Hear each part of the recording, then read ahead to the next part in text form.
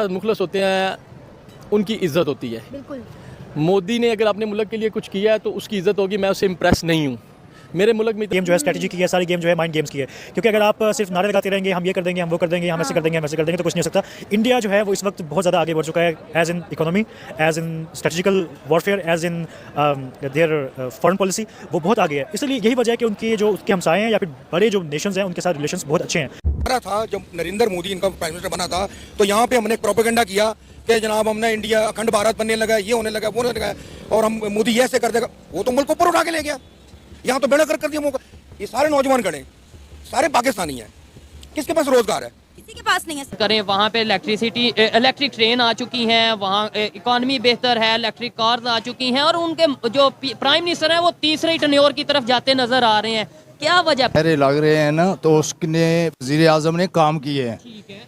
पाकिस्तान में इतने डैम नहीं बनाए जितने उसने इंडिया में डैम बनाए हैं। ऐसे ही है। और हर सनतकार को जो है ना बिजली की रिलीज देती गई, यही ना, ठीक है। ऐसे ही है। इन्होंने ये जो पुल बनाए हैं या ये चीज़ें बनाई हैं, ये अवाम की सहूलत के लिए नहीं है। दोस्तों, पीएम मोदी ने 3 राज्यों में चुनाव में भारी मतों से जीत को हासिल कर लिया है, जिसके बाद पीएम मोदी पूरे इंडिया में और पाकिस्तान और भी कंट्री में भाई बहुत ही चर्चे में आ चुके हैं। और पाकिस्तान की आवाम कह रही है कि पीएम मोदी भाई 3 बार चुनाव जीत रहे हैं और भाई वो पीएम बन रहे हैं। और पाकिस्तान की यहाँ पे जो गवर्नमेंट है और यहाँ पे जो लोग हैं भाई वो 5 साल भी टिक नहीं पाते हैं। और वहाँ पे चुनाव जो होता है भाई वो अच्छे लोगों को भाई मतलब साइड में कर दिया जाता है, भाई उन लोग को मतलब उन लोग के साथ हटा दिया जाता है। और भाई जो वहाँ पे चोर मुचम्मे रहते हैं वही लोग जाके जीतते हैं। और भाई जीतने के बाद तो पाकिस्तान का विकास कहाँ पे ही होगा। वहाँ की आवाम कह रही कि भाई वो लोग खुद अपने को लूटने में और अपना जेब भरने में लगते हैं। तो यही बात है। तो आप आगे पाकिस्तान पब्लिक रिएक्शन में देख सकते हैं। अगर आपको वीडियो अच्छी लगी तो please like, subscribe and comment करिएगा। तो मिलते हैं आपको अगले नेक्स्ट वीडियो में। तब तक के लिए टाटा, बाय बाय। देखिए, they are in a right direction and they are going very well. They have their own priorities. उन्होंने अपने मुल्क को सीधा किया हुआ है। वो वहाँ पे डेमोक्रेसी है, वहाँ पे डेमोक्रेटिक नॉर्म्स जो हैं वो बिल्कुल अच्छे तरीके से चल रही हैं। जहाँ पे भी कोई सिस्टम इस्टेब्लिश होता है तो उसके फ्रूट्स जो हैं वो कुछ अर्से बाद मिलना शुरू हो जाते हैं। तो अगर उन्होंने 90s के अंदर स्ट्रगल की और अब जाके वो स्टेबल हुए हैं तो उनकी इकॉनमी उस स्टेबिलिटी की वजह से है। पॉलिटिकल स्टेबिलिटी की ही वजह से आपकी इकॉनमी स्टेबल होती है, दुनिया आपको रिकगनाइज करता है, आपकी फॉरेन इन्वेस्टमेंट आती है। तो ये डायरेक्टली प्रोपोर्शनल है एक दूसरे के साथ। और अगर वो तरक्की कर रहे हैं तो ये कोई बहुत अचंभे वाली बात नहीं है। ये दुनिया के अंदर ये मानी जाने वाली चीज़ें हैं कि अगर आपने पॉलिटिकल आप if you are loyal to your own political system तो फिर ही ये पॉलिटिकल सिस्टम आपको कुछ देता है। अदरवाइज अगर आप इसको हर 2-3 साल में जस्ट लाइक इन पाकिस्तान इसको सबूटाज करेंगे तो you will not do anything good with your country. आपने बात में हमारे मुल्क में बारियां लगी हुई हैं, तो एक ही खानदान है वो बार बार आ रहा है, 37-40 साल से हुक्मरानी कर रहा है। लोगों को चेंज मिलता ही नहीं है। अगर कोई चेंज आने की कोशिश भी करता है तो उसको आने ही नहीं देते।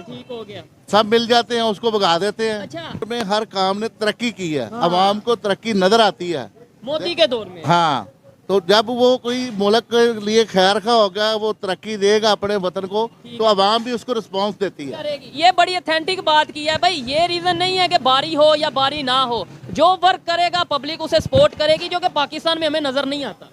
पाकिस्तान में तो सब मैंने पहले ही बता दिया कि ऊपर से ऐलान होता है। ठीक हो गया। ये इलेक्शन ये सब धोखे हैं। अवाम को झंझट में लड़ाई झगड़ा, 200-400 बंदा कत्ल करवाया, 20-20 गाड़ियों का रेला ऊपर लगाया। किधर से आसमान से ऑर्डर आते हैं या कहीं और ऊपर है? ये सारी एक बंद कमरे में थ्योरी होती है। ठीक है। जहाँ पे कुछ गैर मुल्की होते हैं, कुछ पाकिस्तान के खैर खा होते हैं, ठीक है। जो समझते हैं ये बंदा बेहतर है, लेकिन हकीकत में वो बेहतर नहीं होता। इधर एक बात मैं आपसे कहना चाहूंगा, मोस्टली लोग, ज्यादातर लोग ये कहते हैं कि अमेरिका जो करवा रहा है अमेरिका करवा रहा है, या अमेरिका की वजह से जो कुछ हो रहा है। आपको नहीं लगता मेरी और आपकी बड़ी गलती है? हम अपने प्राइम मिनिस्टर को अच्छा सिलेक्ट करते नहीं है, मेरिट पे सिलेक्ट करते नहीं है, बाद में अमेरिका पे नाम लगा देते हैं, रशिया पे लगा देते हैं, चाइना पे लगा देते हैं। नहीं, मेरिट पे कैसे सिलेक्ट करेंगे? यहाँ तो जितने भी वजीर आज़म हैं उनके ऊपर सबके मुकदमात हैं, सब साबित हो चुके हैं। तो अब हमने चोरों को ही वोट देने हैं। तो ये देख लेते हैं यार, ये बड़ा चोर है, छोटे चोर को ले आओ। मैं समझता हूँ उन्होंने इस दफ़ा G20 सबमिट करवाई है, अगले टेन्योर में इससे भी ज़्यादा बेहतर हो सकता है। क्योंकि COP28 की अनाउंसमेंट कर दी है नरेंद्र मोदी साहब ने। हाँ जी, COP28 की भी कर दी है। और इसके अलावा आपने देखा है कि इंडिया जो है ये सारी गेम जो है इकोनॉमिक्स की है, सारी गेम जो है स्ट्रेटजी की है, सारी गेम जो है माइंड गेम्स की है। क्योंकि अगर आप सिर्फ नारे लगाते रहेंगे हम ये कर देंगे, हम वो कर देंगे, हम ऐसे कर देंगे, हम ऐसे कर देंगे, तो कुछ नहीं हो सकता। इंडिया जो है वो इस वक्त बहुत ज़्यादा आगे बढ़ चुका है, as in economy, as in strategical warfare, as in their foreign policy, वो बहुत आगे है। इसलिए यही वजह है कि उसके हमसाए हैं या फिर बड़े जो नेशंस हैं उनके साथ रिलेशंस बहुत अच्छे हैं। तो मैं देख रहा हूँ कि अगर इनकी यही पॉलिसी रही तो मेरे ख्याल से इंडिया खिते में मज़ीद तरक्की करेगा। और मैं उम्मीद करता हूँ कि पाकिस्तान भी अपनी ऐसी पॉलिसीज़ बनाए जिसके ज़रिए पाकिस्तान को भी इकोनॉमिकल और स्ट्रेटजिकल जो है वो फ़ायदा हो।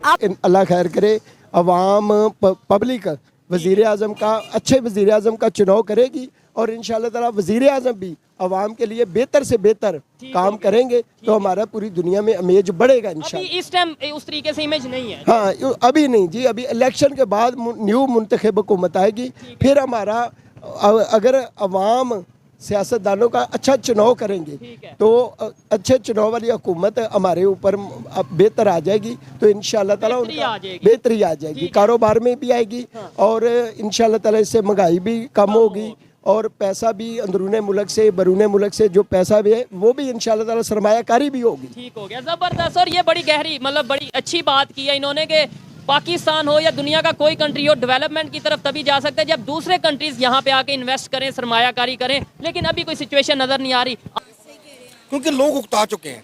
अब मुझे बताएं ना कि इंडिया में देखें, सबसे बड़ी जमहूरियत इंडिया की है, ठीक है। हमें किसी चीज़ का हम उससे कंपेयर नहीं कर सकते। मोदी जब आ रहा था, जब नरेंद्र मोदी इनका प्राइम मिनिस्टर बना था, तो यहाँ पे हमने एक प्रोपेगेंडा किया कि जनाब हमने इंडिया अखंड भारत बनने लगा, ये होने लगा, वो होने लगा, और हम मोदी ये ऐसे कर देगा। वो तो मुल्क को ऊपर उठा के ले गया, यहाँ तो बेड़ा कर दिया मौका। ये सारे नौजवान खड़े, सारे पाकिस्तानी हैं, किसके पास रोजगार है? किसी के पास नहीं है सर। बताए ना मुझे किसके पास। वहाँ तो काम करने के लिए लेबर नहीं मिल रही, सारी एक्सपोर्ट इंडिया की जा रही है।